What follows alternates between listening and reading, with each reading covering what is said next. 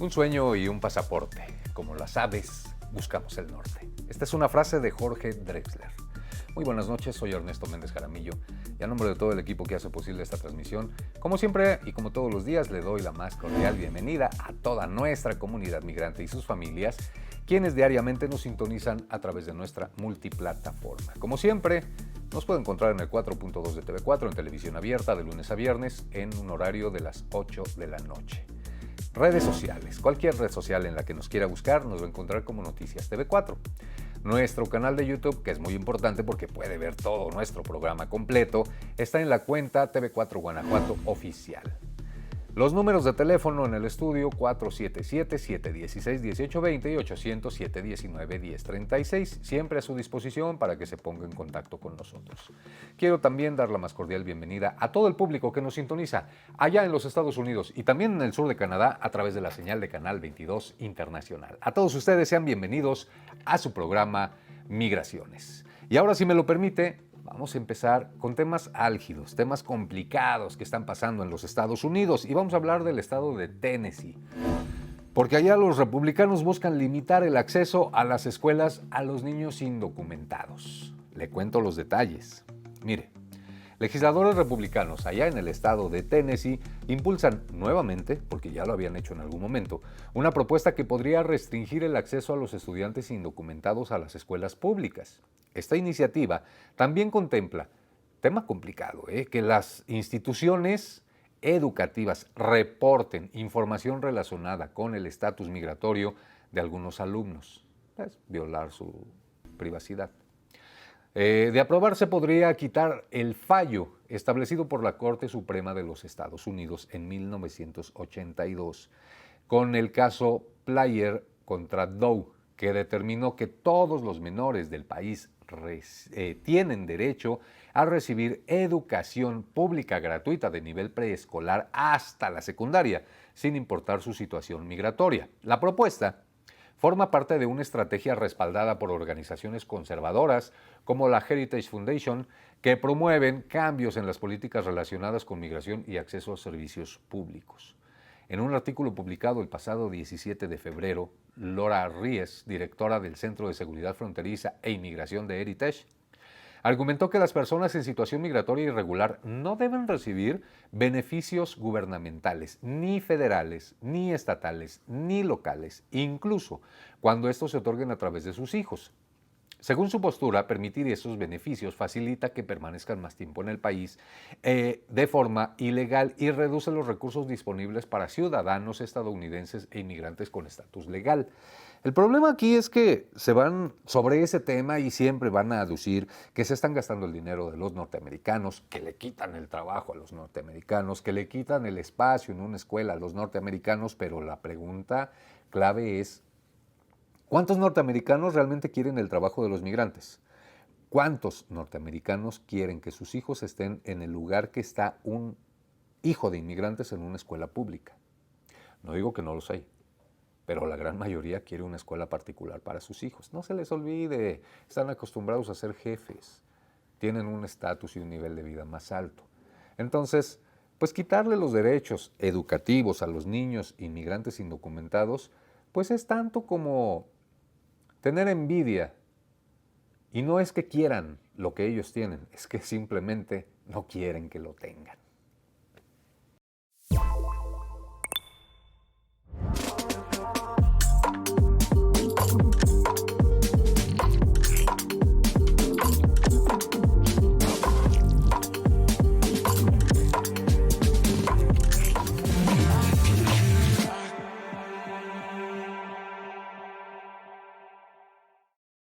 Vamos a ver ahora de qué se habla en redes sociales. Seguramente usted ha entrado a los Estados Unidos por tierra, caminando. Y el agente migratorio pues, nos hace algunas preguntas. ¿Cuáles son las 5 preguntas más comunes que le hacen cuando usted va a entrar a los Estados Unidos? Vamos a escuchar para que también tenga conocimiento y sepa qué le van a preguntar. Estas son las top 5 preguntas que un oficial de migración, como él, te pueden hacer al momento de ingresar en Estados Unidos. Pregunta número 1. ¿Por qué estás visitando Estados Unidos? Pregunta número 2. ¿Dónde te hospedarás dentro de los Estados Unidos? Pregunta número 3. ¿A quién visitarás? Pregunta número 4. ¿Por cuánto tiempo te quedarás? Ojo, recuerden que esta pregunta la deben de responder de manera muy específica y acorde al tipo de visa con el que están tratando de ingresar a los Estados Unidos. Y por último, la que consideramos más capciosa es ¿cómo estás pagando por este viaje? Ahora, les recuerdo que estas preguntas las deben de responder de manera sincera y con confianza al hablar, para que no los manden al fondo para una inspección secundaria. Y es que estas preguntas son claves. Pueden escucharse muy comunes, sin embargo, tienen una finalidad. Conocer a qué quiere ir, saber si se quiere quedar a trabajar y sobre todo saber si tiene dinero para poder solventar su estancia en la Unión Americana. Siempre hay que responder con toda honestidad y con eso tiene su paso libre.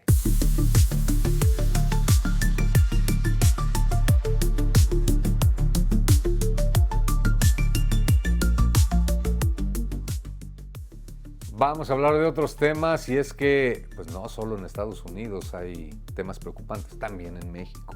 Como dice el dicho muy mexicano, también en México se cuecen habas. Y es que resulta que la Comisión Nacional de los Derechos Humanos emitió una recomendación contra el Instituto Nacional de Migración, una más de las muchas que ya hay en su contra, por un accidente en el traslado de migrantes. Le cuento los detalles del tema. Resulta que la Comisión Nacional de los Derechos Humanos emitió una recomendación al Instituto Nacional de Migración después de acreditar que no instauró un protocolo o medida que velara por la integridad de 11 migrantes detenidos injustificadamente en el aeropuerto de Mexicali y al ser trasladados a Tijuana en un vehículo oficial que sufrieron un accidente donde 2 personas perdieron la vida y 9 resultaron lesionadas. O sea, los detienen de manera injustificada y aparte de eso los trasladan sin ninguna medida de prevención, sufren el accidente y pierden la vida 2 personas. Es un tema grave que se tiene que investigar y que tiene que haber responsables de lo que está pasando. Obviamente, como siempre, la cabeza del Instituto Nacional de Migración es quien debe de responder, pero también quién manejaba, quién ordenó la detención, quién ordenó el traslado. No es nada más una persona, ¿eh? Ojo con eso. En la recomendación, que ya fue debidamente notificada a su destinatario, solicitó a la persona titular, ya se lo decía yo, del Instituto Nacional de Migración, que repare el daño a las víctimas, brindarles atención médica, psicológica y tanatológica, según sea el caso, y emitir una circular dirigida a su personal para que cumplan los requisitos establecidos con la Ley de Migración y su regulamiento. También deberá asegurar que en los procesos de traslados a estancias migratorias se garanticen las condiciones de seguridad, además de que la elaboración de lineamientos o algún instrumento normativo que regule a este instituto para la transportación y presentación de niñas, niños y adolescentes migrantes. El 29 de septiembre del 2023, las personas en movilidad que provenían de Colombia, Ecuador y Guatemala fueron detenidas sin justificación alguna por el personal del INM al arribar al aeropuerto de Mexicali y posteriormente fueron trasladadas a Tijuana, Baja California. Durante el trayecto, la falta de atención e imprudencia de la persona servidora pública que conducía el vehículo oficial donde se trasladaba a estos migrantes provocó un accidente. 9 personas en contexto de movilidad resultaron lesionadas, entre ellas una menor de edad acompañada y 2 personas más perdieron la vida. Lamentable, muy, muy lamentable que pase esto en nuestro país, pero más lamentable. Mire, en programas anteriores hemos hablado de la capacitación que se le brinda al personal de ICE en los Estados Unidos. No estamos tan lejos en México. Quisiéramos conocer el nivel de capacitación que tiene el personal del Instituto Nacional de Migración en México. ¿Realmente sabe los protocolos que tiene que seguir? ¿Existen estos protocolos? ¿Realmente saben por qué detienen a las personas? Se demostró que la detención de estas 11 personas era injustificada. No había justificación alguna para detenerlos y aún así los detuvieron. Ahora, los detienes. ¿Cuál es el argumento para trasladarlos hasta Tijuana? Sin protocolos, sin conocimiento de la ley, sin saber los pobres migrantes por qué eran detenidos y a dónde eran trasladados. Y resulta en una tragedia.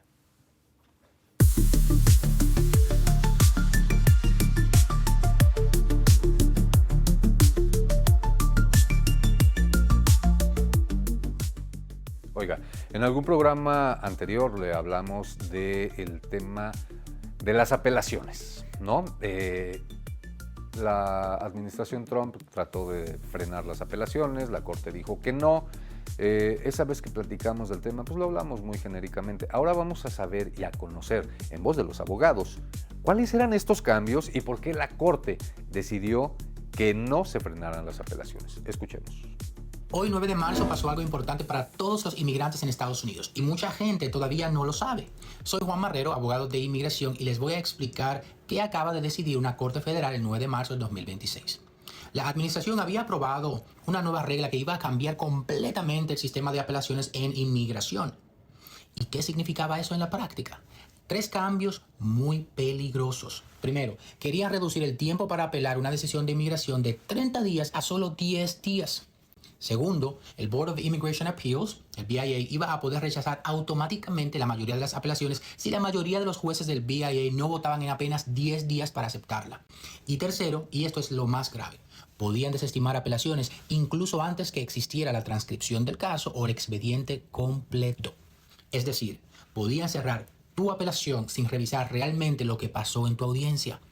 Muchos abogados de inmigración, organizaciones legales y defensores de derechos civiles dijeron que esto eliminaba el derecho real a apelar. Igualmente yo como abogado digo lo mismo. Por eso varias organizaciones demandaron al gobierno federal y anoche, el 8 de marzo, una corte federal en Washington, D.C. bloqueó partes importantes de esa regla.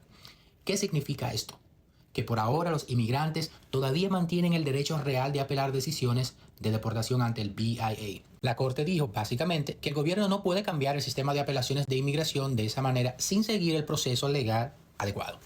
Esto es una victoria importante para el debido proceso en inmigración, porque en muchos casos la apelación es la única oportunidad que tiene una persona para corregir un error del juez de inmigración. Pero también hay que entender algo. Las leyes de inmigración siguen cambiando constantemente.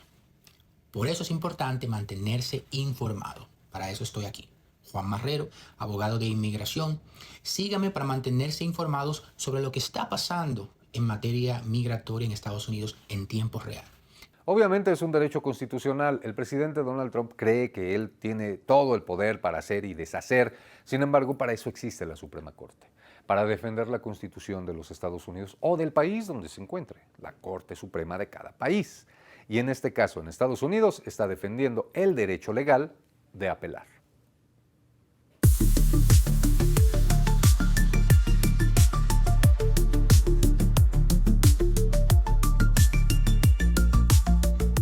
Oiga, vamos a pasar a otros temas. En algún programa le comentábamos que la Federación Migrantes Guanajuato de Bajío de Bonillas, que es comandada por el líder migrante Joe Barba Caudillo, aquí en Silao, muy cerca del municipio de León, tendrá un evento muy importante, realmente importante para Guanajuato.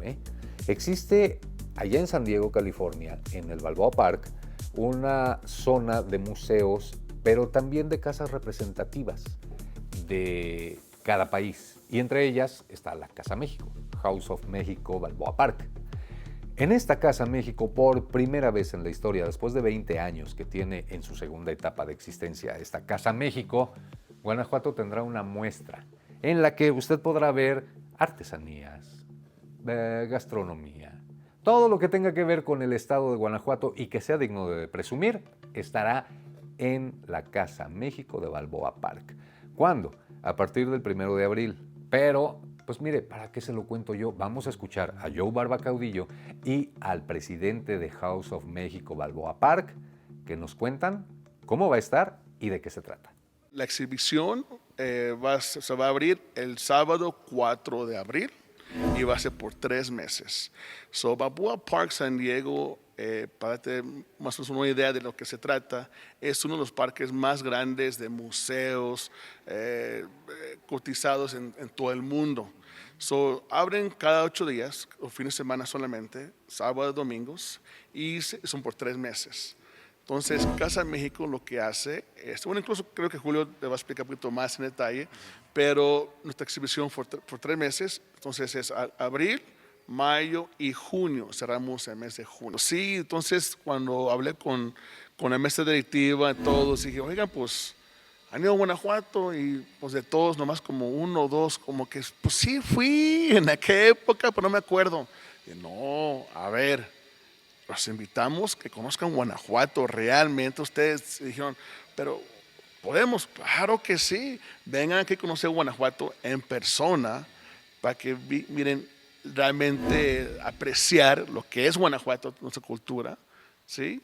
Y entonces ven aquí el presidente de la mesa directiva Casa México, la vicepresidenta, dos cofundadores de Casa México, que ellos tienen ya arriba de 25 años, que hicieron la Casa México, y también vienen las personas que arman la exhibición guanajuatense. Entonces vienen muy bien el equipo realmente profesional que se dedica a eso y vienen a conocer Guanajuato. Entonces vinimos a hacer aquí una invitación a ellos para que conozcan y ellos también invitar a todos nuestros paisanos guanajuatenses que vayan a conocer también San Diego y Casa México, para que miren que realmente estamos sin fronteras.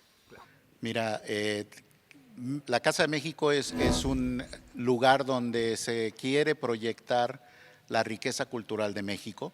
Es un espacio muy limitado y no es posible cubrir toda la República. Entonces, lo que decidimos, a diferencia de otras 34 casas que hay en esa sección del Parque Balboa, lo que decidimos hacer es proyectar un estado a la vez.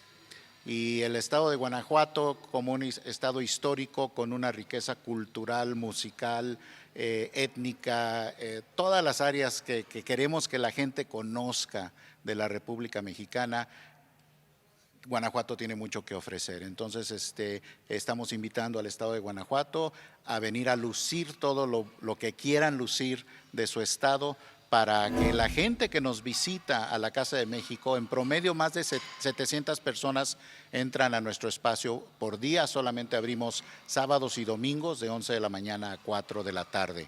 Entonces, el primer fin de semana del año rompimos récord con 1,700 personas que entraron en 5 horas. Entonces, la proyección que estamos dando a cada uno de los estados que expone en la casa, pues es significativa. Parte de lo que queremos es, de nuevo, que pueda cada estado lucir lo mejor que quieran proyectar. Y al mismo tiempo, pues se promueve también el turismo al estado. Ahí lo tiene. Así será la presentación. Son 3 meses en las que Guanajuato estará presente en San Diego. Si usted vive en el estado de California, en la franja fronteriza o hasta en Los Ángeles, que no está tan lejos, 2 horas llega manejando a San Diego, pues no se olvide de visitar esta muestra de Guanajuato en San Diego. Guanajuato que llevará, le decía yo, todo lo que tiene que ver con su cultura, sus tradiciones, su gastronomía, para que usted lo conozca. Solo los fines de semana, durante abril, mayo y junio, estará abierta esta muestra ahí en House of México, Balboa Park, en la que ya escuchó la invitación que hace Joe Barba Caudillo, líder de la Federación Migrantes Guanajuato de Bajío de Bonillas, la invitación que hace Julio Ramos, el presidente de la Casa México Balboa Park. Y bueno, esperamos que no se lo pierda, porque créame que es importante, es muy, muy importante. Y le decía yo, es la primera vez que Guanajuato está invitado. Y Guanajuato tiene que aprovechar estas oportunidades para mostrar lo rico que somos, sobre todo lo valioso que somos, no solamente para Guanajuato, para México, sino para Estados Unidos y su comunidad. Todo es importante. Oiga, y si le parece, continuamos con más. Ya después de este tema de los migrantes, que están haciendo los migrantes por nuestro estado, vamos a hablar de la CBP, la Border Patrol. Advierte sobre las organizaciones criminales que usan redes sociales para el tráfico de migrantes. No es un tema nuevo, es un tema que siempre se ha manejado.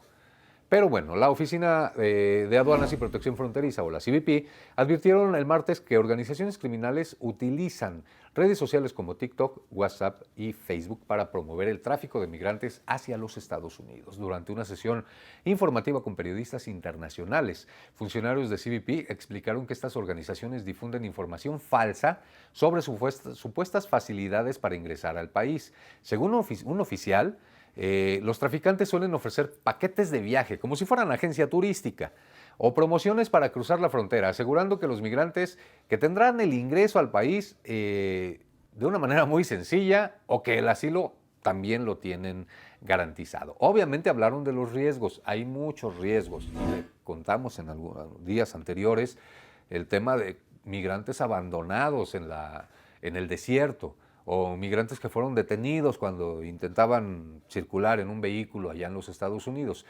Es complicado. No lo vamos a convencer de que no lo haga, porque eso nunca. Simplemente le vamos a pedir que tenga mucho cuidado. 1, no se deje robar, y 2, verifique bien quién lo intenta cruzar y que no lo vayan a abandonar.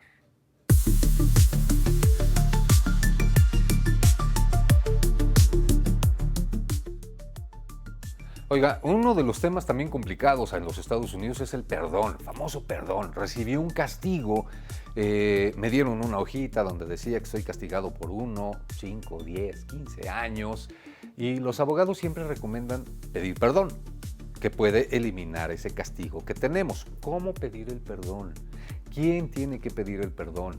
Primero, consulte a su abogado, un buen abogado, que esté actualizado en las nuevas normas que hay en los Estados Unidos, y entonces después pidamos ese perdón y esperemos que pues resulte en un resultado positivo para nosotros. Vamos a escuchar las recomendaciones que nos hacen los abogados respecto a este tema. Hola amigos, vamos a hablar más de cómo pedir el perdón. Mencioné en otro video que uno mismo en casos de visas no inmigrantes generalmente no va a pedir el perdón, no puede hacer una solicitud aparte. Entonces, ¿cómo se consigue el perdón? Vamos a explicar paso a paso. Primero, uno llena su DS-160 y ahí hay cuestiones de seguridad y ahí cualquier inelegibilidad que tenga, sea por mentiras, sea por presencia ilegal o crímenes, hay preguntas sobre eso. Hay que contestar sí a la pregunta que aplica, digamos por haber mentido en una solicitud. Sí, explicar el por qué y tratar de convencer al oficial en esa explicación de las diferencias entre ese entonces y ahora, y lo que aprendió y por qué no va a volver a suceder. Breve, porque el oficial no pasa mucho tiempo leyendo eso. En la entrevista uno tiene que decir, quiero la visa, pero yo sé que usted puede ver que yo hice esta cosa en el pasado y voy a necesitar un perdón. Y me gustaría explicar más la situación si me permite.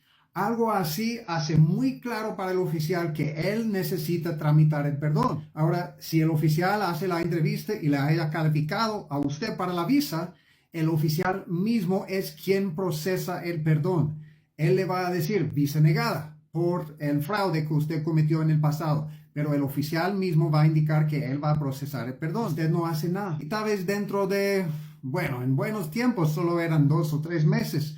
Ahora están tardando 1 año más o menos. Se regresa al consulado una respuesta, aprobado el perdón o no, y entonces desde el consulado lo comunican a usted. Si necesita ayuda, visasusa.org puede inscribirse para cualquier de mis servicios de consulta o trámite de visa y con mucho gusto podemos ayudarle. Créame que aquí no aplica aquello de más vale pedir perdón que pedir permiso, ¿eh? Siempre, cuando se trata de autoridades norteamericanas, siempre es mejor pedir permiso que pedir perdón, porque es complicado. No a todos aplica que lo perdonen. Entonces, su abogado tendrá que ver los pros y los contras de pedir el perdón. Vamos a hablar de otro tema. Y este es tema muy recurrente entre la ciudad que está, por ejemplo, aquí en México. Otros países también lo sufren, pero vamos a hablar de los mexicanos. Me negaron la visa. Y hemos conocido muchas historias de gente que está muy triste porque le negaron la visa por diferentes motivos. ¿Cuántas veces puedo pedir la visa? Vamos a escuchar lo que nos dicen los abogados.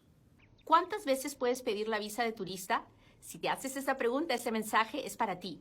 La verdad es que no hay un límite para las veces que puedes pedir la visa de turista. Sin embargo, tengo que decirte esto. Si te niegan la visa de turista y tú regresas a los 6 meses, y luego al año, y luego a los 6 meses, lo más probable es que te la nieguen. ¿Por qué? Porque para darte la visa de turista, tú tienes que probar que tu intención es la de un turista. Un turista es alguien que tiene esta mentalidad. Escúchame. Quiero ir a tu país, quiero gastar, quiero ir de compras, quiero conocer. Si me dejas bien, y si no, también. No estoy desesperado por ir a los Estados Unidos.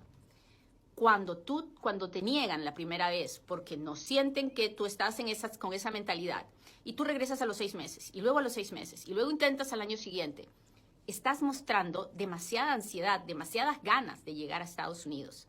El oficial consular generalmente te negará la petición de visa de turista.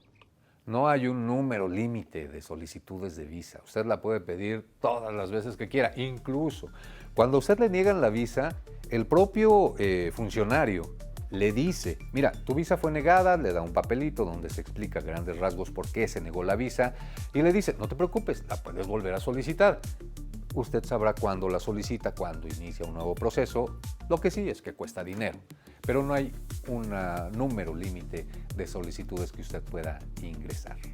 Con esto, si a usted le permite, nos vamos a dar por terminado el programa Migraciones de este día. Yo soy Ernesto Méndez Jaramillo y como todos los días le pido que por favor nunca, pero nunca se olvide que todos, de alguna u otra manera, somos migrantes. Nos vemos la próxima.